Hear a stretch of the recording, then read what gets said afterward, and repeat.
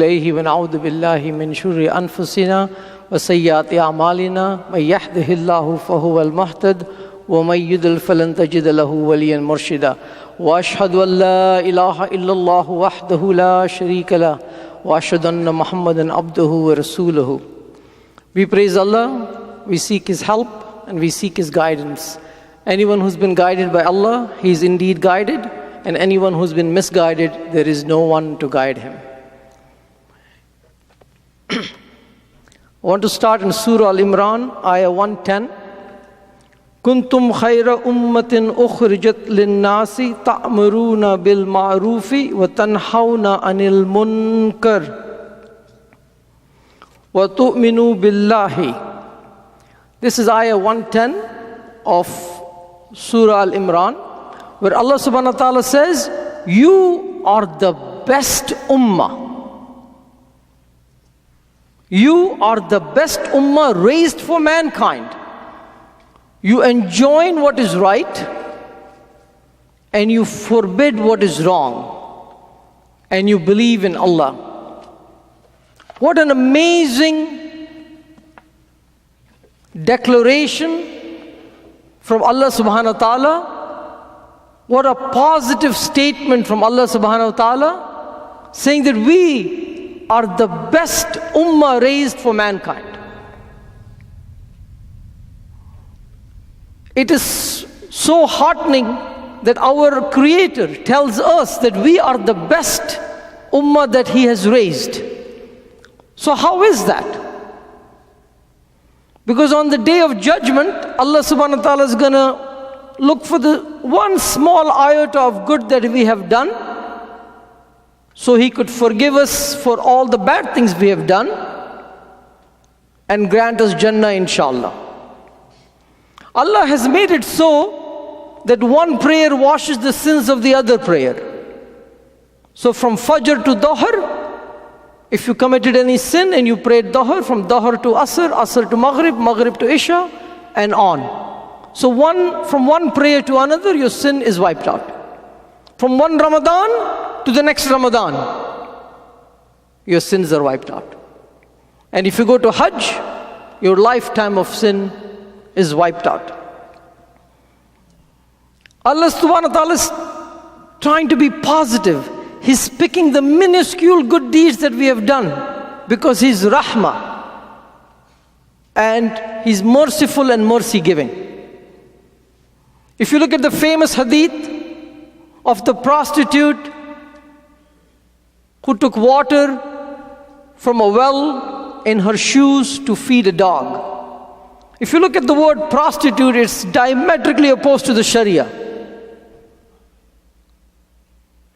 And Allah subhanahu wa ta'ala just concentrated on one good deed that this prostitute did, give water to a thirsty dog, and He said, for that I'm going to grant you Jannah. So this is the positive message of our Creator. He wants us to feel good and be positive. And our desire, the most negative person is positive he's going to go to Jannah. He's hopeful he's going to go to Jannah. The most negative person is positive when it comes to Jannah. So Allah subhanahu wa ta'ala wants us to be positive. And it is His mercy that's going to send us to Jannah. We're only going to live 40, 50 years, maybe a little longer, maybe a little shorter. But lifetime is so short compared to eternity. And our life in Jannah will be millions and millions times better than it is here. So Allah subhanahu wa ta'ala wants us to think positively. Because if we are merciful, He is merciful. If we are kind to others, He is kind to us. If we are forgiving, He is forgiving. But now let's look at the example of Abu Lahab. He had some good in him. He would give water to the pilgrims. He gave charity. But when he came to the Rasul Sallallahu Alaihi Wasallam, he was extremely negative. He was so negative that it sealed his fate. He could not think anything positive about the Rasul Sallallahu Alaihi Wasallam. The 6th revelation of the surah was about Abu Lahab. Sayasla naran zata lahab. The Quran says that he will be one of the people of the fire because of his negativity towards the Rasul Sallallahu Alaihi Wasallam. Now here's the miracle of the Quran. This revelation came very early, the 6th revelation. If Abu Lahab had said, Ashhadu an la ilaha illallah wa ashhadu anna Muhammad Rasulullah, what would we think of this ayah? But he could not bring himself because he was so negative towards the Rasul Sallallahu Alaihi Wasallam. He was incredibly opposed to the Rasul Sallallahu Alaihi Wasallam. So this is the message I want to share with you today, that we have to become more positive. What is the secret to a marriage? I've been married over 29 years. The secret to marriage is to overlook the deficiency of your partner, of your husband, of your wife. To concentrate on the positive attributes that they bring to the marriage. To overlook the negativity. And that's what makes the marriage strong. Over the years, that's what so finding mistakes and being negative to your spouse will doom the marriage. The Rasul Sallallahu Alaihi Wasallam was the master of positivity. From the time of his birth, he was an orphan. He faced many challenges, from attempted murder to his family disowning him to many challenges. But if you look at the seerah of the Rasul Sallallahu Alaihi Wasallam, how he dealt with his family, how he dealt with the Sahabas, how he dealt with the Quraysh who were opposed to him, he was always positive. So my dear brothers and sisters, to be positive is part of our sunnah. Because our Rasul Sallallahu Alaihi Wasallam was always positive. Always positive. He was never negative. So this is our sunnah. And we must realize that if we are being positive, we are following the sunnah of the Rasul Sallallahu Alaihi Wasallam. There's a Naqshbandi scholar, his name is Zulfikar Ahmad. He relates a story of a young man who comes to him and says, I'm a student of knowledge, but I don't study as hard. I'm lazy. I am procrastinating. I don't pray as much. I can get angry. I'm jealous. And after he gives a big laundry list of all the negative attributes he has, Sheikh Ahmad, after he's done, he says, you said you were a student of knowledge? That is like a general in an army. The soldiers depend on the general. When you are a student of knowledge, someday you are going to be a leader of this community. This ummah needs you to excel. This ummah needs you to educate yourself. So, go out there and work and acquire your knowledge. He gave 20 negative things about him, but only one positive thing, that he was a student of knowledge. And this gave the student the required strength to continue in his education. Here's a hadith that I love so much, and it's so positive. And the hadith goes on to say, it is narrated by Muslim, wondrous are the affairs of the believers. His affairs are all good. His affairs are all good. And this is only the case of the believer. When something pleasing happens to him, he is thankful, and that is good for him. When something pleasing happens to him, he is thankful, and that is good for him. But when something harmful happens to him, he is patient, and that is good for him. Look at how positive the Rasul Sallallahu Alaihi Wasallam was in this hadith. So I want to talk about some positive things of our ummah. Just this month, President Obama, after 7 years, went to a masjid in Baltimore and spoke about Muslims. What he said was that Muslims are part of America. We all know that, but it needed to be said by our president. Just this month, after 7 years, in Flint, Michigan, there's a water crisis. Muslims of Michigan and all over the United States started crowdfunding through LaunchGood and have raised $52,000 for water in Flint, Michigan. This is not the first time. 3 years ago, in 2013, in January, the water department of Detroit turned off the water to 31,300 residents. And the Muslims of Michigan Community Center raised $100,000 to Islamic Relief to turn the water back on. When a reporter asked them, why? Why did you do that? You guys live out in the suburbs. He said, it's our faith to help our friends.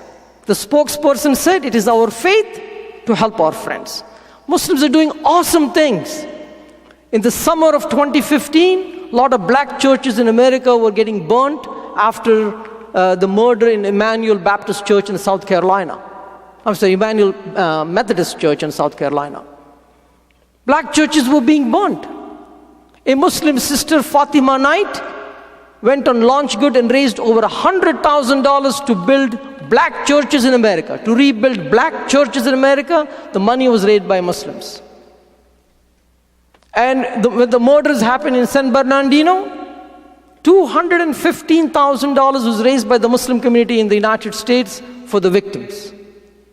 So we are doing amazing things. Walid Khan is an 18-year-old from Modesto, California. In December, he took his SAT exam. He got 2,400 out of 2,400. Only 0.03% of all those who have taken SATs have achieved a perfect score. And one of our Muslim young men, named Walid Khan from Modesto, California, in December of last year, got a perfect score. There is so many things we have to be proud of. February 10th, which was 2 days ago, was the 1-year anniversary of the murder of the 3 young students in Chapel Hill, North Carolina. Initially, the police said it was just a parking dispute. The media ignored it. But 2015 was the year of the Muslim hashtag. Muslim Lives Matter started on Twitter, and it took a firestorm in social media. It went all the way to Europe, to Asia, Indonesia, and many, many places. People were demanding answers. The media could not ignore it anymore. The police could not ignore it anymore. And likewise, when Ahmed Muhammad, the 12-year-old in Texas, who brought a clock to his school, got arrested, I Stand with Ahmed hashtag started the #1 Twitter for almost 2 days. The #1 on Twitter. From President Bush to MIT, to NASA, to Facebook, to Google, everybody's inviting Ahmed Muhammad. And something that was supposed to embarrass this young Muslim, something that was supposed to make him feel bad about himself, turned out to be an amazing thing, because Muslims on social media said, we will not allow this thing to happen to one of our own. This year, 2016, will be the first year the biggest city in the United States, New York City, is going to recognize Eid al-Adha and Eid al-Fitr as public holidays. There are 6 school districts in the United States that are already doing so. So a lot of good things are happening. Things are happening that are positive for our community. When the Charlie Hebdo crisis happened in Paris, a Muslim police officer from Moroccan background, Ahmed Merabat, gave up his life to protect the life of the innocent. And another Muslim, Lassana Batili, he hid many Jewish customers in the freezer of a kosher deli to protect their lives. So Muslims are doing amazing things. When Al-Shabaab was trying to attack a bus in Kenya, they said, bring all the Christians out so we can shoot them. The Muslims said, no, we will not allow the Christians to leave the bus. One Muslim got shot. He's a school teacher. He got shot, but they still refused to get the Christians out of the bus. And so Al-Shabaab let the bus go. Unfortunately, that Muslim who got shot died last week in the hospital. So Muslims are doing amazing things. There's a huge crisis of Syrian refugees, huge crisis. But it's amazing how many Muslims have stepped forward. Families, businesses, countries have stepped forward. We only hear about the negatives, but there are amazing positive things happening. When Aylan Kurdi, the young Syrian boy that got washed out in Turkey, the pictures went all over the world. The Western democracies were wondering what to do. The Gulf countries closed down their borders. But one Turkish couple, on their wedding day, they canceled their wedding celebration and fed 4,000 refugees on their wedding day. This is a Muslim Turkish couple. So we are doing amazing things, and we should never, never allow us to become negative about ourselves. When Trump made all those comments about Muslims, one of the presidential candidate, Lindsey Graham, said, to all my Muslim friends throughout the world, I am sorry. He does not represent us. So many people came forward in our defense, even though we did not ask them to. Even House Speaker Paul Ryan spoke out against it. For decades and decades, Arabs and Muslims have been shown negatively in Hollywood. But the tide is turning. Last year, there were a lot of more Muslim positive role models on Hollywood. One of them even got an Emmy Award for American Crime. And she was playing a Muslim woman named Alia Shadid. And she got an Emmy Award. So a lot of things are happening. A Muslim-only show called Halal in the Family by Asif Mandavi is airing every week.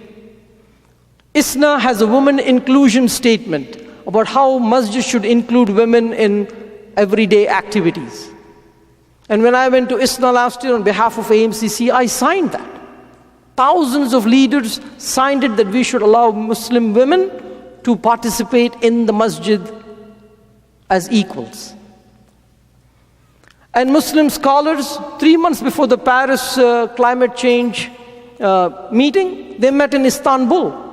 And they said this is our Islamic duty to reduce green gas emissions throughout the world. Their goal is to have 0% green emission by 2050, which laid the foundation for the Paris talks. And right here in Central Florida, we did the billboard campaign. And then we followed that up with the public service announcements on conservative radio talk shows, on African American radio talk shows, and on Hispanic radio talk shows. We got incredibly positive feedback from the larger community that they want to hear Muslim voices. We went to children, feeding children everywhere just about 10 days ago. And we've packed 4,000 lunches for children of Central Florida who are needy. We go feed the homeless with Project Downtown. And in about 2 weeks, on the 27th of this month, we're going to do a health fair and a food pantry for the larger community. We're advertising. You may have seen our billboards on 434. So I want to remind you that Muslims are doing amazing things all over the world. And this is because of Islam, because what our Rasul Sallallahu Alaihi Wasallam gave us an example. So we are doing amazing things, and I want us to remind ourselves that we are doing amazing things, that we are the living Islam. أقول قولي هذا وأستغفره إنه هو الغفور الرحيم.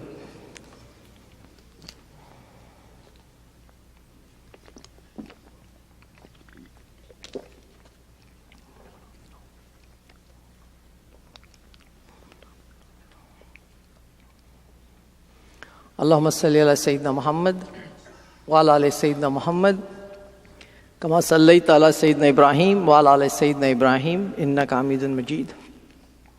If you were around to see your great-great-grandchildren, what will be their reality? Your great-great-grandchildren, about 100 years from now, what will be their reality? What you do today will contribute to that reality. What you and I do today will contribute to that reality. As Muslims of America, are we singing background music for somebody else's song? Political power, social power, economic power. These are all forms of power. And we want that power not for the purpose of imposing ourselves on others, but we want that power so we don't become the victims of someone else's power. Shihab al-Din al-Qarafi, he's a Maliki scholar from the 13th century. It's 8 centuries ago. And this is what he says, which is very true today. He said, it is patently wrong to hold contemporary societies to conclusions reached by the ulama of the past, contemplating the realities of the past. He said, it is wrong to hold contemporary society today for the conclusions of the ulama of the past, contemplating the realities of the past. This is 800 years ago, a Maliki jurist said that. So we also have to see how does it relate to us. Because we cannot go back to the 13th century, the 7th century, the 11th century and say the ulama said this. Because they don't know our reality. They don't know our challenges. Times have changed. And we, as the Muslims living in 2016 America, have different challenges that the ulama of the 13th century cannot solve. Yesterday, 250 Muslims from all over all over Florida went to Florida Muslim Capital Day. This is the 8th year we did it. A bus went from AMCC with only 22 people. It was absolutely free. The event was absolutely free. We had donors who donated money to get the bus going. The bus had 59 seats and only 22 people left from this masjid. But we engaged more than 24 lawmakers, senators, and House of Representatives in Florida in Tallahassee. We spoke out about 3 bills. I'm going to talk to you about that. There's Senate Bill number 1712. Basically, it's saying that they will not allow Syrian refugees to come to Florida. It's against the Constitution because it's the federal government that decides refugees entering the United States, not the state of Florida. But they want to pass a law to not allow refugees to be settled in Florida. So we went and spoke out against that. There was a 683, Senate Bill 683, which already passed, which gives a circuit judge chief in every district, whether it's Seminole County, Orange County, different counties, the right to go Yom Kippur, Good Friday as a holiday.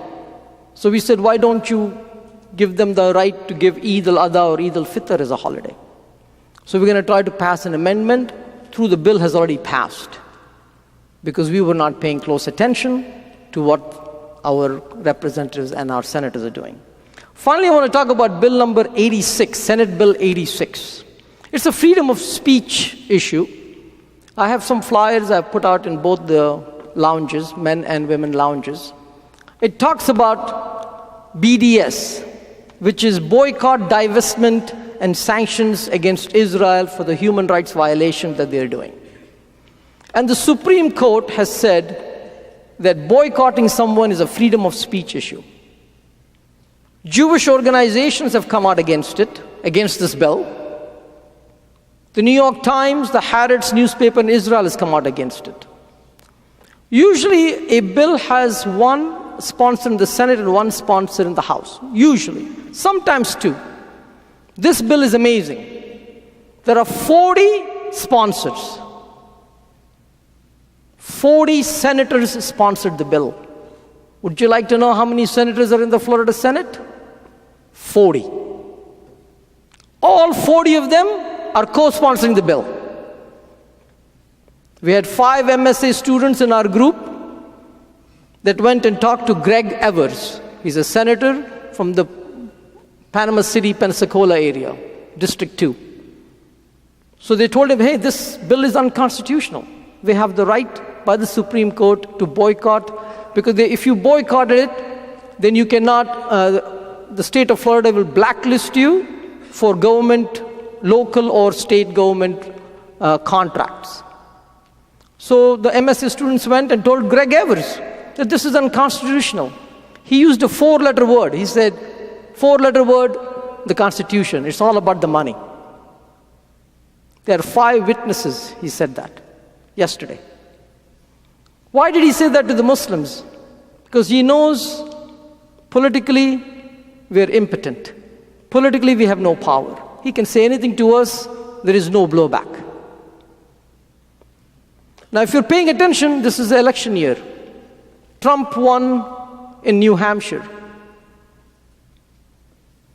In the 1930s, the Jews were not paying attention to the politics. And it turned out very badly for them. We don't have that option. Things can be changing for us too. The political climate in the country is changing. Our way of life would get affected. If we do not get active today, it might be too late. The Jews of the 1930s were busy making money and living their lives, not paying attention to what was going on around them. And we do not have that luxury. We do not have that luxury. So we must speak out. We must get organized. There are a lot of organizations that are trying to help us. It's election year. And so we must, as a Muslim ummah, say that this is the Rasul Sallallahu Alaihi Wasallam, he engaged the Quraysh. And we must too do that, because it's not only an obligation, it's our right. It's our right. If we are citizens of this country, we pay taxes, it is our right. And that's why we need to engage the larger community. It is really, really important. So my humble request to all of you, that be very positive about the future, but take some precautions. Be very positive, we deal with one another very positive. We have an amazing religion, we have amazing people, we're doing amazing things, but we cannot sit on our hands. And we have to get better and better and better. We should be like software, always upgrading.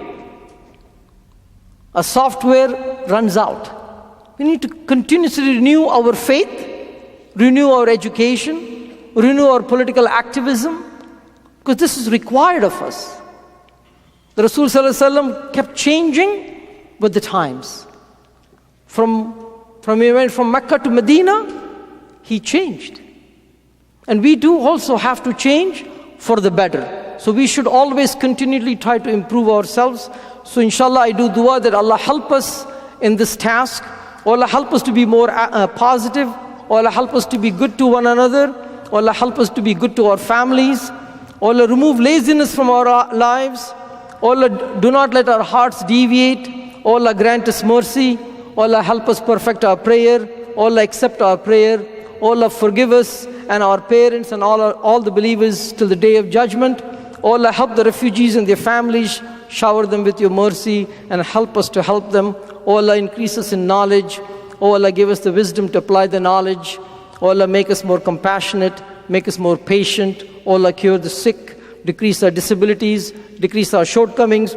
Allah bless us and shower upon us your mercy. Subhana rabbika rabbil izzati amma yasifun. Wa salamun al mursaleen. Walhamdulillahi rabbil alameen.